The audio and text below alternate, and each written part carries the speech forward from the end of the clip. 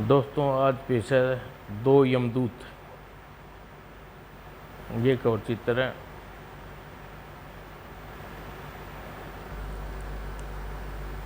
पिछले कुछ दिनों से देश के विभिन्न भागों में विभिन्न घटनाएं घट रही थी। कुछ अज्ञात शक्तियों ने यात्रियों से भरे एक पूरी ट्रेन को बम्बों से उड़ा दिया।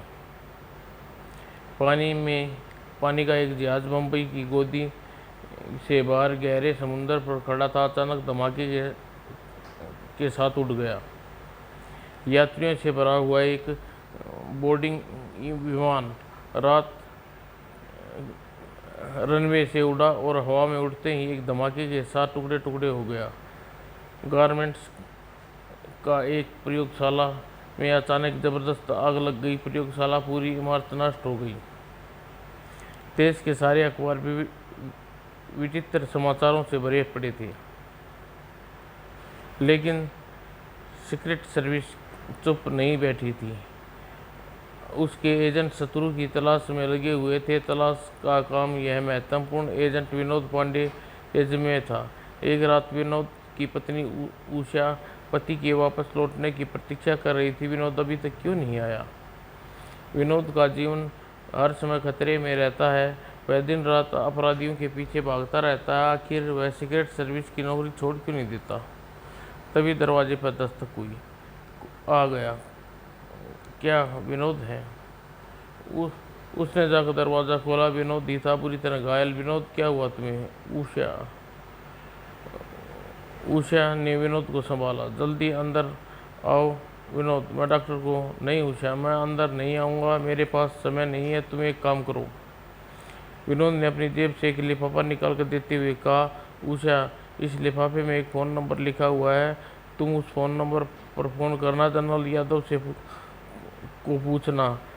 संबंध स्थापित होने पर उससे कहना मैं तुम्हें एक लिफाफा दे गया हूँ, वह अपना आदमी भेजकर मंगा ले। मगर तुम अंदर क्यों नहीं आ रहे? विनोद, नहीं, मेरे पास समय नहीं है, मैं जा रहा हूँ। तुम दरवाज़ा बंद कर लो। तुरंत ही जनरल यादव को फ़ोन कर दो। लेकिन तुम इस हालत में कहाँ जा रहे विनोद? सवाल मत करो उषा, जल्दी करो, दरवाज़ा बंद कर लो, यह मेरा आदेश है। इतना कहकर विनोद वापस जल्दी लौट गया और विवश होकर उषा ने दरवाज़ा बंद कर लिया। वो फिर लिफाफा हाथ में लिए फ़ोन के निकट गई और जनरल यादव को नंबर मिलाने लगी। अभी वह 2 नंबर ही घुमा पाई थी कि पिछली खिड़की से 8 पाकर उसने पलटी और खिड़की पर एक आदमी देखा जो खिड़की के भीतर कूद रहा था। उषा हाथ से रिसीवर छूट कर गिर पड़ा, चीखने वाली थी। नहीं नहीं उषा, प्लीज़, मैं दोस्त हूँ। कौन हो तुम? मेरा नाम कैप्टन सुभाष है। मैं आपके पति विनोद की तरह ही सीक्रेट सर्विस के लिए काम करता हूँ। विनोद ने अभी आपको लिफाफा दे गया है ना? हाँ, मगर आप कुछ न पूछिए, बस वह लिफाफा मुझे दीजिए। शत्रु के आदमी आपके पीछे आपके छीनने आ रहे हैं। वह लिफाफा उसके हाथों नहीं पड़ना चाहिए। फिर उषा ने वह लिफाफा ले लिया और अपनी जेब में एक दूसरा लिफाफा निकालकर उसे देते हुए बोला, यह आप रख लो। कुछ लोग आकर आपसे यह लिफाफा मांगेंगे, यह उन्हें दे देना, आसानी से न देना। कुछ देर इनकार करना ताकि उन्हें नकली होने पर संदेह न हो। तभी खटखट खटखट और सुभाष ने खिड़की की तरफ जाते हुए कहा, शायद वे लोग आ गए हैं, मैं जा रहा हूँ। उषा, प्लीज जल्दी, जैसा कहा वैसा करना। फिर वह खिड़की पर चढ़ा और दूसरी तरफ कूद गया। उषा ने जाकर दरवाज़ा खोला। कौन हो तुम लोग? उत्तर देने की बजाय गंजे ने उषा को अंदर धकेल लिया और फिर उसे भीतर घुसाए। उषा चिल्लाना चाहा, मगर गंजे ने मुंह पर हाथ रखा और पिस्तौल वाला हाथ घुमाकर दरवाजे बंद करने लगा। दरवाज़ा बंद होने पर गंजे ने मुंह से हाथ हटा दिया और पिस्तौल वाला बोला, अभी तुम्हारा पति यहाँ आया था, उसने तुम्हें एक लिफाफा दिया, वह लिफाफा चाहिए। मेरे पास कोई लिफाफा नहीं है। पिस्तौल वाले ने उसके साथी से कहा, जोगा, इससे पूछो लिफाफा कहाँ है। इसका पति और उसका साथी लिफाफा लेकर इधर ही आए थे। Okay Jimmy. और फिर गंजे ने उषा के बाल पकड़ लिए और झटका दिया। बोल, लिफाफा कहाँ है? उषा नीचे गिर पड़ी तो गंजे ने गर्दन पर अपना जूता रख दिया। लिफाफा निकाल वरना गर्दन तोड़ दूंगा। उषा ने ब्लाउज में से लिफाफा निकाल कर उसे दे दिया। देती हूँ। कर्नल करण अपने फ्लैट में सुबह का नाश्ता कर रहा था। फोन की घंटी बजी। कर्नल करण ने फोन उठाया। कर्नल करण स्पीकिंग। कर्नल करण, हेडक्वार्टर पहुंचो, तुम्हें से मिलना चाहता हूँ। फोन सीक्रेट सर्विस के चीफ जनरल यादव का था। आदेश देकर उन्होंने तुरंत फोन बंद कर दिया। कर्नल करण ने नाश्ता छोड़ दिया और हेडक्वार्टर जाने के लिए तैयार होने लगा। जरूर कोई महत्वपूर्ण बात है, जनरल सुबह सुबह बुलाया है। सीक्रेट सर्विस हेडक्वार्टर में 3 मंजिल पर इमारत थी। बाहर यह इमारत किसी गारमेंट्स एक्सपोर्ट करने वाली कंपनी का दफ्तर लगता था। करण अपनी गाड़ी इमारत के सामने उतरा और कर्नल भीतर प्रविष्ट हुआ। स्वागत कक्ष में एक लड़की बैठी हुई थी, लेकिन सीधा लिफ्ट की ओर गया। फिर वह लिफ्ट में सवार होकर इमारत के तहखाने की ओर जा रहा था। लिफ्ट ने उसे लंबे कॉरिडोर पर छोड़ा। कॉरिडोर की दीवार में कोई भी दरवाज़ा नहीं था और कॉरिडोर के अंत में दीवार पर वह रुका और वहां लगे एक गुप्त बटन को दबाया। सामने एक बड़ा सा कमरा, एक बहुत बड़ी मेज, उसके पीछे जनरल यादव थे। आओ कर्नल, मैं तुम्हारा इंतजार कर रहा था। कर्नल कुर्सी पर बैठा तो जनरल ने कहना शुरू किया। कर्नल करण, आजकल देश में जो तोड़फोड़ हो रही है, तुम जानते हो इसके पीछे जो शक्ति काम कर रही है। उसकी तलाश में मैंने अपने बहुत से एजेंट काम पर लगा रखे थे। कल हमें सफलता मिली है। मेरे एक एजेंट ने 2 शत्रु आदमियों को पहचान लिया और उनकी रिपोर्ट बनाकर मेरे पास ला रहा था कि शत्रु को पता चल गया। उन्होंने उसे घायल करके रिपोर्ट छीननी चाहिए, मगर वह रिपोर्ट मुझे किसी तरह पहुंच गई, क्योंकि हमारा एक एजेंट आदमी उसके साथ काम कर रहा था। हमारा एक और आदमी उसके साथ काम कर रहा था, लेकिन हमारा वह एजेंट विनोद पांडे शत्रु के हाथों मारा गया। उसकी पत्नी बदमाशों ने घायल कर दिया। वह इस समय हमारे नर्सिंग होम में है। लेकिन वह रिपोर्ट क्या है सर? उस रिपोर्ट के अनुसार जिम्मी और गोगा नाम के 2 आदमी उस संगठन के महत्वपूर्ण मेंबर, संगठन के मुखिया कोई और है, चीफ कहा जाता है, जिसे हम किसी ने नहीं देखा। जिम्मी और गोगा के द्वारा चीफ तक पहुंच सकते हैं। मैंने जिम्मी और गोगा की निगरानी शुरू करवा दी है। और एक अजीब आश्चर्यजनक बात सुनो कर्नल, विनोद की रिपोर्ट के अनुसार हमारी सीक्रेट सर्विस का आदमी शत्रु से मिला हुआ है, जो हमारी गतिविधियों की सारी रिपोर्ट पहुंचा देता है। Oh my God. कर्नल करण, मैं तुम पर सबसे अधिक भरोसा करता हूं, इसलिए चाहता हूं कि तुम यहाँ कैसे अपने हाथ मिले और जिम्मी और गोगा के पीछे लगकर अज्ञात चीफ का पता लगाओ। हमारे देश पर हानि पहुंचाने की कोशिश कर रहा है। ओके सर, मैं अभी इसी काम पर लग जाता हूँ। तभी जनरल के सामने रखे हुए गुलाबी रंग का एक फ़ोन सिग्नल हुआ। जनरल ने रिसीवर उठाया। यस, क्या? ओके, नो, यह बहुत बुरा हुआ, उनकी तलाश करो। और जनरल ने निराश से सिर हिलाते हुए रिसीवर रख दिया और कर्ण से पूछा, क्या हुआ सर? जिम्मी और गोगा हमारे आदमी को चकमा देकर गायब हो गए। ये नंबर 7 यानी अजीत को फ़ोन था, उसी ने मैंने दोनों की निगरानी पर लगाया था। कर्नल करण एक बार फिर अजीत से मिलकर काम कर चुका था, लेकिन उसने अजीत को बिल्कुल पसंद नहीं आया था, न ही उसके अजीत को कर्ण पसंद किया था। कुछ सोचकर कर्ण ने पूछा, सर, क्या आप कुछ अंदाज़ा लगा सकते हैं हमारे डिपार्टमेंट का गद्दार कौन हो सकता है? नहीं, मैं कोई अंदाज़ा नहीं लगा सकता। सारे मेंबर भरोसे के हैं, लेकिन मैं सबकी चेकिंग करवाऊंगा। ठीक है सर, आप मेंबर की चेकिंग करवाइए, मैं उन दोनों बदमाशों को खोज लगाता हूँ। सबसे पहले मैं विनोद की पत्नी उषा से मिलना चाहता हूँ। उसने बदमाशों को देखा है, शायद में कोई काम की बात बता सके। उषा से तुम आज नहीं मिल सकते क्योंकि हमारे डॉक्टर से उसे नींद का इंजेक्शन दिया हुआ है, कल सुबह उससे मिल लेना। लेकिन कर्नल, बहुत होशियारी रहकर काम करना, मुझे यह संगठन काफ़ी खतरनाक दिखाई दे रहा है। मैं सावधान रहूँगा सर। अब मुझे अनुमति दीजिए, मैं जाकर कुछ तैयारियाँ करता हूँ।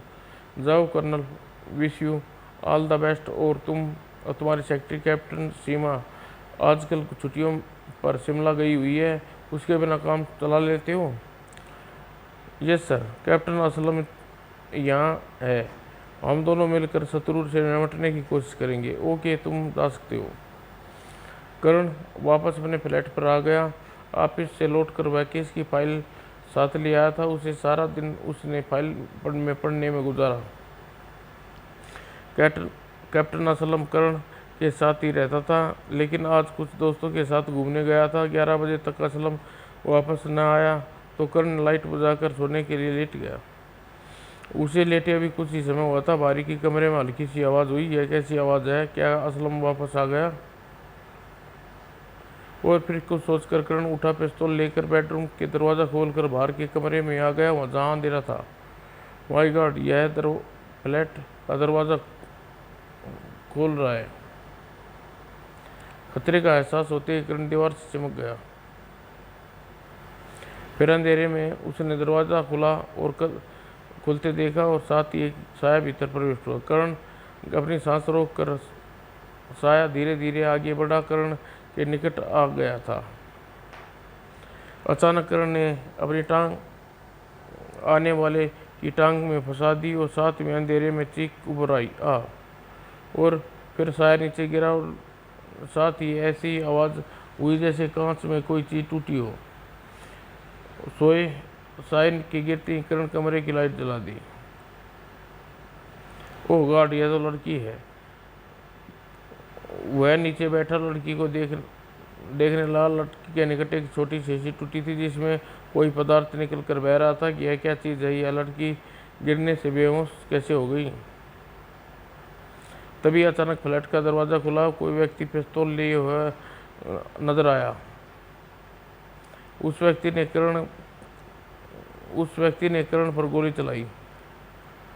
कलाबाजी खाई करण ने संभला और उसने भी हमलावर पर गोली चलाई। घायल होकर वह व्यक्ति लड़खड़ाता हुआ कॉरिडोर में भागा। करण फ्लैट से निकल कर उसके पीछे भागा, मगर उस व्यक्ति लिफ्ट में घुस गया और नीचे जाने लगा। करण दौड़ता हुआ लिफ्ट पर आया और बसी खड़ा देखता रह गया। वह जब तक वह सीढ़ियों से नीचे जाऊंगा इमारत से बाहर जा चुका होगा। फिर उसने खड़े होकर कुछ समय नष्ट नहीं किया, तुरंत ही वह वापस फ्लैट में आया। लड़की बेहोश पड़ी थी। करण ने रिसीवर उठाकर जनरल यादव को फ़ोन मिलाया। जवाब मिलते पर बोला, सर मुझे अभी कातिलाना हमला हुआ है। एक लड़की मेरे फ्लैट पर बेहोश पड़ी है, उसका साथी भाग गया है। उस लड़की के पास किसी तरल पदार्थ की एक शीशी थी जो टूट गई है। तुम तो ठीक हो ना कर्नल? हाँ मैं ठीक हूँ सर, लेकिन यह हमला करने वाले कौन लोग थे? उसी संगठन के लोग होंगे, शायद उन्हें पता चल गया होगा। मैं तुम्हें इस संगठन से समाप्त करने की जिम्मेवारी सौंपी है और मुझे विश्वास हो गया कि अवश्य ही हमारे डिपार्टमेंट में कोई गद्दार है। लेकिन सर यह लड़की वह शीशी लेकर मेरे फ्लैट पर क्यों आई थी? मेरा विचार है तुम्हें बेहोश करने आई होगी। क्यों तुम्हारा अपहरण किया जा सके? शीशी में बेहोश करने वाली कोई दवा होगी, हो सकता है वह खुद उसी दवा से बेहोश हुई हो। खैर कुछ आदमी भेज रहा हूँ, वह लड़की उसके हवाले कर देना। कुछ देर बाद जनरल यादव ने 4 आदमी भेज दिए। वह बेहोश लड़की को स्ट्रेचर पर डाल ले गए। संभल कर, आप चिंता न कीजिए। असलम आश्चर्य से स्टेचू की तरह जाती हुई लड़की को देखता रहा और तभी वह करण के निकट आया। कौन है यह हसीना? वह आपको देखकर बेहोश हो गई। मैं इतना भयानक नहीं हूँ। तो फिर आपकी सुंदरता देखकर बेहोश हुई होगी। क्या वह आप पर आशिक हो गई थी? यह बात भी नहीं है। फिर क्या है बात है? हमें भी बताइए। अंदर आओ, तुम्हें विस्तार से सब कुछ बताता हूँ। और रात को करण असलम को केस के विषय में विस्तार से बता दिया। उसके बाद वह सो गए और सुबह 8 बजे करण सोकर उठे, बिस्तर पर उठा, फ़ोन की घंटी बजी। करण ने रिसीवर उठाया। Hello colonel Karan. Yes sir. Yes, आप कौन बोल रहे हैं? मेरा नाम जिम्मी है सरकार। आप अवश्य मेरा नाम से परिचित हो चुके होंगे। करण संभल के बैठ गया। यस, तुम्हारा नाम सुन चुका हूँ मिस्टर जिमी।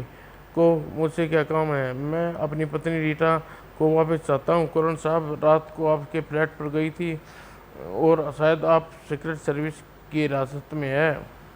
ओह, तो वह तुम्हारी पत्नी थी। तुमने उसे मेरे फ्लैट पर क्यों भेजा था? जिस मकसद जिस मकसद के लिए मैंने भेजा था वह पूरा नहीं हुआ, इसलिए उस बारे में बात करना बेकार है। सुनो कर्नल, मुझे रीटा वापस चाहिए। उसके बदले मैं तुम्हारे साथी विनोद को लौटा सकता हूँ। अगर यह बात है तो तुम्हें मिलकर बात करना चाहता हूँ। अगर मेरे फ्लैट पर आ जाओ। ठीक है, मैं 11 बजे वहाँ आ जाऊँगा, लेकिन एक बात याद रखना कर्नल, अगर तुम्हारे गिरफ्तार किया तो तुम्हारा साथी विनोद जीवित नहीं रहेगा। मैं वादा करता हूँ अपने फ्लैट पर गिरफ्तार नहीं करूँगा। ओके, मैं ठीक 11 बजे आ रहा हूँ। जिमी फ़ोन बंद कर करण ने यादव को फ़ोन मिलाया। जनरल की तरफ से उत्तर मिलने पर उसने कहा, वह लड़की कहाँ है? वह हमारे प्राइवेट नर्सिंग होम में है। वह उषा से मिलने वहाँ जा ही रही हो तो उससे भी मिल लेना। करण जनरल जिमी के फ़ोन पे बातें बता कर कहा, वह लड़की जिमी की पत्नी है। जिमी 11 बजे मुझसे मिलने आ रहा है। मैं बातों में उससे पूछने की कोशिश करूँगा आखिर वह लोग क्या चाहते हैं। होशियार रहना कर्नल, जिमी बहुत खतरनाक आदमी है, बल्कि मैं तो कहता हूँ गिरफ्तार कर लो। अभी नहीं सर, जिमी के जरिए मैं उनके चीफ तक पहुँचना चाहता हूँ। फिलहाल मैं असलम को उसके पीछे लगा दूंगा। ओके, तुम जैसा चाहो वैसा करो। मैं मिशन को का चीफ तुम्हें बना दिया है। और उसके बाद करण फ़ोन बंद कर दिया और उठकर बाथरूम में घुस गया। और पौने 11 बजे असलम हिप्पी का मेकअप में करण के फ्लैट से बाहर निकला और सड़क से दूर जाकर बिजली के खंभे पर टेक लगा खड़ा हो गया। ठीक 11 बजे बिल्डिंग के सामने आकर एक कार रुकी। उसमें से जिम्मी नीचे उतरा। दरवाजे की घंटी बजाने पर करण ने उठकर दरवाज़ा खोला। हेलो, मेरा नाम जिम्मी है कर्नल साहब, आइए। अंदर आकर जिम्मी लापरवाही से सोफे पर बैठ गया। कर्नल करण के सामने बैठते हुए पूछा, आप अपनी पत्नी को वापस लेने आए हैं? जी हाँ, मुझे बदले में आपसे साथी विनोद को वापस दे दूंगा। और अगर हम इस सौदे के लिए तैयार ना हो तो आपका नुकसान रहेगा। आप इसी हमारी शक्ति से परिचित नहीं हैं। हम अपनी पूरी सीक्रेट सर्विस को ख़त्म कर सकते हैं, अपने पास जनरल यादव को भी। तुम किसके लिए काम करते हो जिमी? मेरा मतलब है किस देश के लिए तुम अपने वतन से गद्दारी कर रहे हो? मैं यहाँ आपके सवालों का जवाब देने नहीं आया कर्नल, मैं अपनी पत्नी को वापस लेने आया हूँ। वो तो तुम्हें मिलेगी मिस्टर जिमी। फिर ठीक है, हम तुम अपने ढंग से वापस ले जाएंगे। लेकिन एक बात मुझे कर्नल, इस समय हमारा पहला मकसद तुम्हें सीक्रेट सर्विस का समाप्त करना है। हम तुम्हारे लिए एक मेंबर को ख़त्म कर देंगे। इतना कहकर जिम्मी खड़ा हो गया। कर्नल, तुम्हारा संगठन तुम्हारे सबसे बड़ा दुश्मन है। हम तुम्हारा संगठन हमारा सबसे बड़ा दुश्मन है। हमें संगठन के का नाम और निशान मिटा देने का फैसला कर चुके हैं और मैं तुम्हारे संगठन को और तुम्हें रहस्यमय चीफ को समाप्त करने की सौगंध खा चुका हूं। अब तुम जाओ यहाँ से। मुझे गुस्सा आ गया तो तुम्हारी गर्दन मरोड़ दूंगा। जिमी दरवाजे के निकट जाकर बोला, मैं जा रहा हूँ कर्नल, मेरी तरफ से अपने बॉस को कह देना कि उसकी सीक्रेट सर्विस का अंत निकट आ चुका है। Get out. और जिमी के जाने के बाद करण ने फ़ोन जनरल यादव को रिपोर्ट दी और अंत में बोला, मैं उषा से मिलने नर्सिंग होम जा रहा हूँ सर। आप सीक्रेट सर्विस के हर एक एजेंट को सावधान कर दीजिएगा। शत्रु सचमुच काफ़ी चालाक और शक्तिशाली है। और जनरल की रिपोर्ट के देने के बाद कर्नल अपनी गाड़ी में ले उषा से मिलने नर्सिंग होम की ओर चल दिया। कुछ दूर जाने बाद कर्नल को एहसास हो गया कि एक लाल रंग की गाड़ी उसका पीछा कर रही है। गाड़ी में दुश्मन के आदमी हैं और एक रेस्टोरेंट के सामने कर्नल ने गाड़ी रोकी और पीछा करने वाली गाड़ी कुछ दूर जा पर रुक गई। कर्नल कर्ण गाड़ी से उतरा, सीधा उसका लाल गाड़ी की तरफ गया। कर्नल सीधा कार की खिड़की के निकट पहुंचा। तुम मेरा पीछा कर रहे हो मिस्टर जी? क्या कहा आपने? बोले मत मरो मिस्टर, मैं चाहता हूँ कि तुम मेरा पीछा क्यों कर रहे हो। आपकी नज़र सचमुच बहुत अच्छी है कर्ण साहब। बहरहाल मुझे ऑर्डर है कि मैं साय की तरह आपके पीछा लगा रहूं। नवयुवक मुस्कुरा कर कहा। किसका ऑर्डर? जनरल यादव का। मेरा नाम अशोक है और मैं नंबर 4। हमारा आज का कोड है लाल गुलाब। कोड ठीक था। सीक्रेट सर्विस का हर मेंबर पहचान के लिए सुबह नया कोड बता दिया जाता है। कर्ण मुस्कुरा कर कहा। मगर जनरल ने मुझे आपके बारे में कुछ नहीं बताया। उन्होंने मुझे आपकी सुरक्षा पर लगाया है। मुझे आदेश दिया है कि मैं अपनी जान दे पर खेल कर आपकी रक्षा करूं। कर्ण वापस अपनी गाड़ी में आकर बैठ गया। जेब से ट्रांसमीटर निकाला। जनरल यादव से बात करने लगा। सर, हेलो सर, क्या आपने मेरी सुरक्षा के लिए किसी को नियुक्त किया है? कर्नल कर्ण, अशोक सीक्रेट सर्विस का प्रभावशाली एजेंट है। मुझे उस पर पूरा भरोसा है। जनरल ने अशोक के बारे में पुष्टि कर लेने के बाद कर्नल गाड़ी को स्टार्ट करके नर्सिंग होम की तरफ चल दिया। सर्किट सर्विस का पॉइंट प्राइवेट नर्सिंग होम ऐसे इलाके में था जहां आर्थिक आबादी नहीं थी और नर्सिंग होम के निकट कोई इमारत नहीं थी। कर्ण नर्सिंग होम के सामने गाड़ी रोक के नीचे उतरा और अपने पीछे आकर अशोक की गाड़ी की तरफ बढ़ गया और पास पहुंचकर, तुम मेरे पीछे नर्सिंग होम में न आकर यहीं खड़ी रहकर मेरे वापस आने का इंतजार करो। लेकिन सर, जनरल यादव का आदेश। कर्ण उसकी बात बीच में काटते हुए बोला। No argument, this is my order. Ashok को चुप हो जाना पड़ा और कर्ण गार्ड्स को अपना ऑर्डर दिखाकर नर्सिंग होम में प्रविष्ट हो गया। सामने से आ रहे डॉक्टर को अपना परिचय देते हुए बोला। हेलो डॉक्टर प्रभाकर, जनरल ने 2 मरीज आपके पास भेजे हैं, उनसे मिलने आया हूँ। आपका मतलब 2 महिलाएं से हैं? जी हाँ, वह दोनों को होश में हैं। यस, ऊपर चले, कमरा नंबर 8 और 9 में है। Thanks doctor. और कर्नल पहले उषा से मिलने पहुंचा। हेलो मिस उषा, मेरा नाम कर्नल कर्ण है।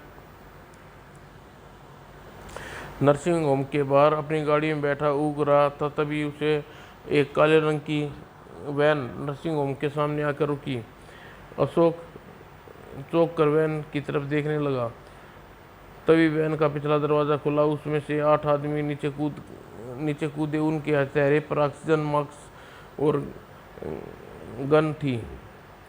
नकाबपोश को देखते ही नर्सिंग होम में दोनों गार्ड्स अपनी बंदूकें सीधी की, मगर तब तक नकाबपोश ने अपनी गन की नाल उनकी तरफ करके बटन दबाया। तुरंत ही गन से गैस की मोटी धार निकली और गार्ड्स के चारों ओर गैस फैल गई, लेकिन वह गैस बेहोश होकर नीचे गिर पड़े।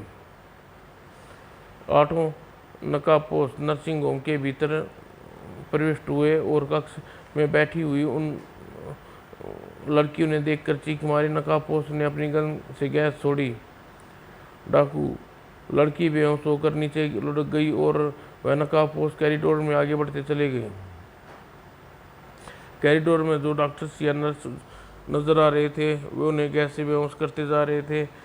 उधर कर्ण को कुछ पता नहीं था नीचे क्या हो रहा है। उसने उषा के सामने बैठकर कहा, हम आपके पति विनोद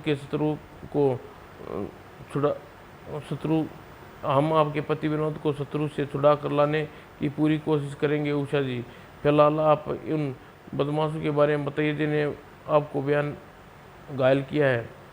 उसमें से एक बहुत भयानक था, गोरिल्ले की तरह उसके बड़े पंजे बहुत तोड़े थे। तभी कमरे का दरवाज़ा खुला। उन्हें देखकर उषा भयभीत होकर चीखी, यस माय डियर कर्नल, मैं अपनी पत्नी को लेने आया हूँ। प्लीज़ तुम कोई हरकत न करना, वरना मैं गोली मारने से संकोच नहीं करूँगा। जिमी, तुम यहाँ से बच कर नहीं जा सकते।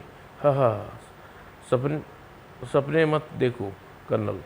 हम यहाँ अगर आने का साहस रखते हैं तो यहाँ से जाने की हिम्मत भी। हमने के जाने से पहले तुम अपने दोस्त गोगा की शक्ति का ज़रा नमूना दिखा दो। और जिमी ने उषा की ओर इशारा करके गोगा क्यों कहा। गोगा, इस औरत को नकली लिफाफा देकर मूर्ख बनाया था, क्या तुम इसकी सज़ा नहीं दोगे? गोगा तुरंत अपना रिवॉल्वर जेब में रखा, दोनों हाथ फैलाकर उषा की तरफ बढ़ा। नहीं, रुक जाओ, मेरे निकट मत आना। करण ने आगे बढ़ा और रास्ते में गोगा के सामने आते हुए बोला, ठहरो, तुम क्या करना चाहते हो? उत्तर में गोगा ने एक घूसा उसके जबड़े पर मारा। घूसा बड़ा शक्तिशाली था। दीवार से टकरा कर करण फर्श पर गिरा और उठने की कोशिश की। नहीं करण, अब वहीं पड़े रहो। अगर तूने गोगा को रोकने की कोशिश की तो तुम्हें गोली मार दूंगा। उधर गोगा उषा के निकट पहुंचा। बचाओ, नहीं, हाँ। और कर्ण ऐसा फर्श पर पड़ा रहा। फिर उसने एक भयानक दृश्य देखा और चिल्ला उठा। और अगले ही पल कमरे में हड्डियाँ चटकने की आवाज़, चटाक। और उषा ने दूसरी सांस नसीब नहीं हुई। गोगा उसके मेरे शरीर को छोड़ दिया, खून को अपने सने हाथों को अपनी कमीज से साफ करने लगा। कभी ने मैं तुझे नहीं छोड़ूंगा। जिमी के पिस्तौल की परवाह करते हुए बिना उसने गोगा पर छलांग लगा दी। धक्का लगने से गोगा थोड़ा सा लड़खड़ाया, मगर तुरंत ही संभल गया और उसने अपने जोड़े पंजे में कर्नल की गर्दन दबा दी। गोगा की पकड़ में इतनी मजबूत थी कर्ण फर्श पर फड़फड़ा भी नहीं सका और उसके मस्तिष्क ने कहा, अब अंत आ गया है, इस शैतानी पंजों से निकलना मुश्किल है। और फिर कर्नल के मस्तिष्क में अंधेरे में डूब गया और शरीर बेजान होकर गोगा के हाथों में झूम गया। और गोगा ने गर्दन छोड़ी तो कर्ण का शरीर फर्श पर गिरा। नर्सिंग होम के बाहर सड़क पर अशोक कार में बैठा ट्रांसमीटर पर जनरल यादव से रिपोर्ट दे रहा था। वे लोग जिम्मी की पत्नी को लेकर बाहर आ गए। सर, 8 आदमी हैं, सभी ने ऑक्सीजन मास्क पहने हुए हैं। जिम्मी और गोगा भी हैं सर। वह अभी बाहर निकले हैं, लेकिन उन्हें ऑक्सीजन मास्क नहीं पहने हुए। शायद उन्हें गैस से बचने के लिए नाक में फिल्टर लगा रखे हैं। अब वे वैन में बैठ गई और मैंने उनके पीछे जाता हूँ सर। उनके पीछे करना बहुत ज़रूरी है। वैन जा रही है सर।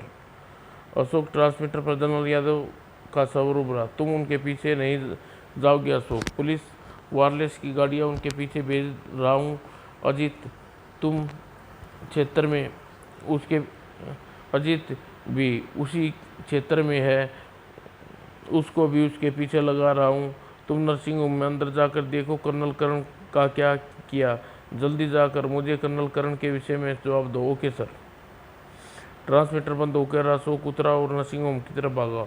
दौड़ता हुआ नर्सिंग होम के दरवाजे में प्रविष्ट हो गया। उधर काली वैन तीव्र गति से सड़क पर दौड़ती जा रही थी। वैन एक चौराहे से गुजरी तो बाईं ओर सड़क पर पुलिस की एक जीप निकल कर उसके पीछे लग गई और कुछ और आगे जाकर एक लेन सफ़ेद कार निकली और उसने वैन का पीछा आरंभ कर दिया। पुलिस की जीप सायरन बजाती हुई सामने सड़क पर से आती हुई दिखाई दी और पीछा करने वाली जीप वैन के निकट पहुंचने वाली थी कि तभी खिड़की से जिम्मी ने सिर और हाथ निकाला और पिस्तौल था और जीप पर टायर पर गोली चलाई। फिर पुलिस की जीप फुटपाथ पर चढ़ गई और एक खंभे से जा टकराई।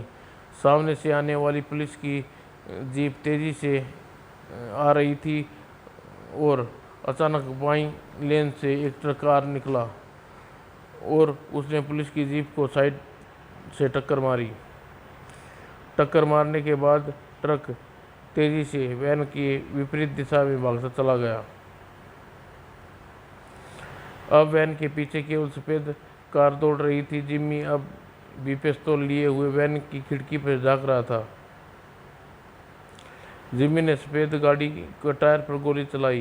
कार बुरी तरह लहराई और सड़क पर सामने आने वाली अन्य कार से जा टकराई।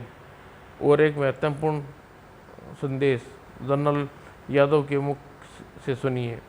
अब आप लोगों ने देखा शत्रु कितने खतरनाक हों। पुलिस की गाड़ियां उन्होंने नष्ट कर दी और भाग गए। हमारी सीक्रेट सर्विस में उनका एक साथी पहले ही मौजूद है। कर्ण के साथ पता नहीं उन्होंने क्या किया। मैं अशोक को रिपोर्ट की प्रतीक्षा कर रहा हूँ। अंजाम जानने के लिए आपको भी प्रतीक्षा करनी होगी। कहानी का दूसरा भाग आस्तीन का सांप जल्दी ही प्रकाशित होगा। पढ़ना न भूलिए। आपका general Yadav, chief Indian service. उधर अशोक दौड़ता हुआ नर्सिंग होम में प्रविष्ट हुआ। कॉरिडोर में डॉक्टर कोई नर्स बेहोश पड़ी थी। वातावरण में अब भी गैस का प्रभाव समाप्त हो चुका था। कर्नल ऊपरली मंजिल पर होंगे। वह सीढ़ियों से दौड़ता हुआ ऊपर जाने लगा। ऊपर भी एक कॉरिडोर था। उसमें कमरों का दरवाज़ा खोलकर उसने देखा यह कमरा खाली है। अशोक ने एक अन्य कमरे का दरवाज़ा खोला। वहाँ का दृश्य देखकर जड़ पर खड़ा रहा। ओ माय गॉड, यह क्या कर गए वे लोग। फिर उसने जल्दी ही आगे बढ़कर कर्ण को छुआ। जिंदा है। फिर उसने ट्रांसमीटर निकाला। जनरल यादव को रिपोर्ट दी। Hello sir, Ashok reporting. Hello.